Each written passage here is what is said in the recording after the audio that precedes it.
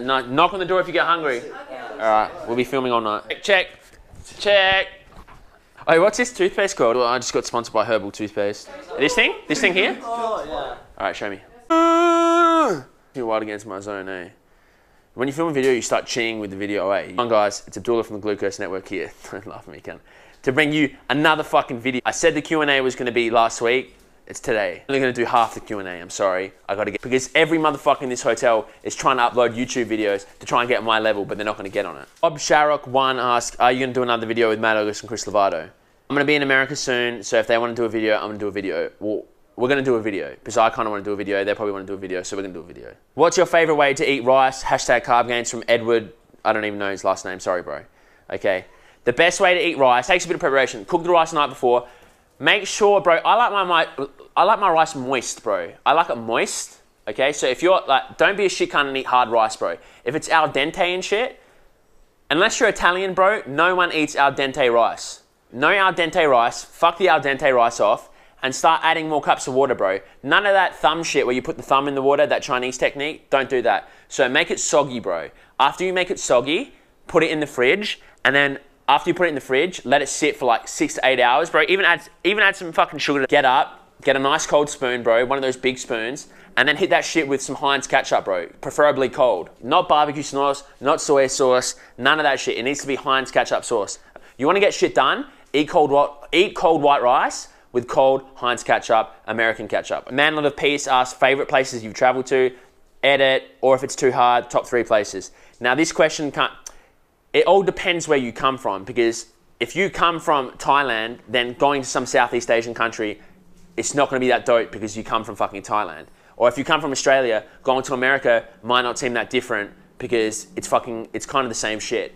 So it's pretty relative to where you travel. My top 3 places I've traveled to, I would say Jordan, Egypt, and San Francisco, okay? Now, when you travel and shit, it's weird because places get boring. Okay, it's the people that you meet at the places which make the traveling fun, okay? Because you might go to San Francisco, every place is the fucking same, bro. It's the people that make it, or the experiences and the friendships you make when you travel that make the traveling good. Because if you go to fucking, you can go to the most sick fucking place in the world with the dopest scenery, but after 2 weeks, bro, it's the same fucking scenery. It's like having a hell hot girlfriend, and you might you might be like, oh my God, my girlfriend's so hot, my girlfriend's so hot, look at her tits, whatever. But stare at those tits every night for the next year, and they're just going to be regular fucking tits, and it's not going to mean shit no more, okay? So it's kind of like it's the substance of where you go which will make your traveling fun or enjoyable or memorable. So Jordan has a lot of substance to it, San Francisco has a lot of substance to it, Egypt, well, more like the people I've met there have a lot of substance to them, and they're just not boring shit cunts. And also the scenery and shit's cool, but the people make it even better. They amplify all that other shit, okay? So that's that question answered. I think this is PR for how quick I'm going. Mastro Macros answers antioxidants peri-workout. No, bro. Kiz Master Lembo. Advice for moving at home at a young age like you did.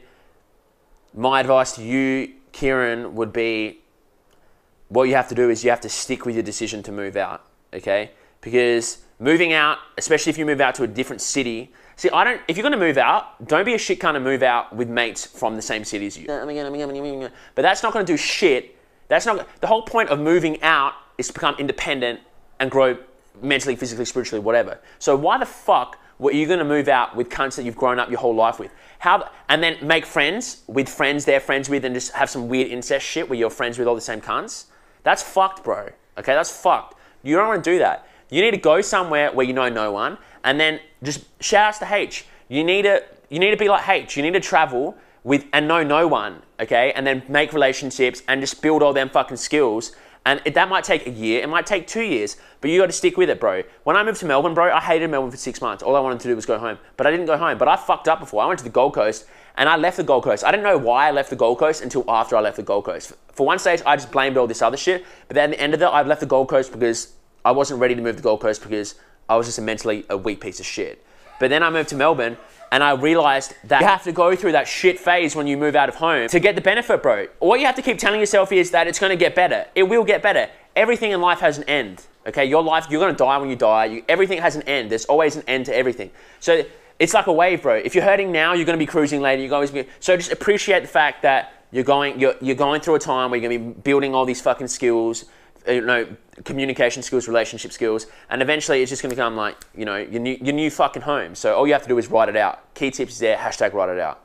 All right, answer that question. How much Nutrigrain do you eat daily, bro? Depending, okay, when I'm in Australia, bro, I usually do 350 grams to 500 grams a night, okay? Now, don't listen to the cunts who say, don't eat Nutrigrain, it's fucking super, don't listen to those cunts. Nutrigrain is Iron Man fuel, bro. They don't lie on the ads, okay? It's Iron Man fuel. If you're trying to get bulk fucking calories in and you don't have no fucking appetite or you just want some sweet shit, hit the Nutrigrain. And if that's not sweet enough, cut it with some fucking Sultana brand. Got sick, and the Wi-Fi's not good enough here to upload a long video. Got sick from a virus, can't train for about 3 weeks. How to not become mentally ill and I'll lose all my gains. All right, bro. How to not get mentally ill. Chill the fuck out, bro, okay? Chill the fuck out, okay? It's only 3 weeks, okay? If you're going to train for the rest of your life, what the fuck is 3 weeks? You shouldn't be giving a fuck about 3 weeks, really, okay? You might lose, 3 weeks is a long time. You'll probably detrain a little bit. If you're training in the gym, if you're doing squat, deadlift, bench, or whatever, you're going to detrain movement patterns, you're going to detrain all that shit, okay? But that shit will come, I would say it's going to take half the time you were sick to come back. So if it's taking you 3 weeks to get sick as fuck, or 3 weeks off the gym, it might take you in a week and a half to, you know, let's say 2 weeks longer, 2 weeks max, to get back to where you were before the sickness, okay? So just chill out. It's 3 weeks of your life. Who gives a fuck, okay? You're going to be training the rest of your life. Just rest and recover, bro. Take the opportunity to recover and recover properly. Because you don't want to fucking cut your recovery short and then have some weird fucking, you know, cycle of training and you're just tired all the time, and you have a runny nose after training every day, and your runny nose will never go away, and your cough will never go away, and all this shit. Just get rid of the sickness, and then come back to training. Training's always going to be there, so you need to get your health in check. Otherwise, you're not going to be able to train, and you're not going to enjoy training. If you don't enjoy training, don't that analysis by paralysis or whatever. Don't be one of those cunts. Okay. So many people are like, oh my god, man, like, oh my god, like 3 weeks of training. Bro, if you're sick, you're sick. What can you do? If it's out of your control, what the fuck can you do? You can't do shit. There's a difference between sitting at home, jacking off to Lisa Ann videos and playing Xbox and skipping training versus coughing and being like, fuck, I can't get out of bed, like, I need to go train. That kind of mentality is a fuck mentality, okay? It's a fuck mentality. It's like a disorder mentality. You need to chill the fuck out, get rid of that shit. Fuck that shit off, you don't need that, okay? Because you want to have a balanced life or just, healthy outlook on training to where, like, if you fucking sick and you're going to fucking die, bro, take a day off and take the time you need to take off to recover, okay? Don't be one of these cunts at the restaurant being like, these analysts cunts being like, fuck, bro, like, fuck, like, oh my god, like, this has too much time, man, fucking, I can't do this, I can't, chill out, man, okay? It's more your whole approach, bro, it's overall approach to everything, okay? So, your training approach overall is to train consistently for your whole fucking life, okay? Let's say you're trying to eat a low sodium diet or whatever. Your nutrition approach for your whole life is to eat a low sodium diet over the long term. So if you have a fucking few days where you fucking eat a bit more sodium than regular, who gives a fuck? Okay, it's not gonna make no fucking difference, okay? You're just gonna stress out about that. Cause I get so fucking bloated and shit. It's like, bro, the reason you're probably getting fucking bloated is because you're fucking stressing out so much about it that you're fucking, I don't know, it's becoming some stress ball inside and just bloating up like a motherfucker. If you're fat, you're fucking fat. We all know that. All my viewers know that. I don't wanna hear no cunts being like, I'm fat because I eat too much sodium. If you're watching, bro, I've been fat multiple times in my life and I never blamed it on sodium. You're fat because you're fucking fat, okay? Own that shit. There's nothing wrong with being fat, bro. Titties are sexy. All right, I'll see you in the next video.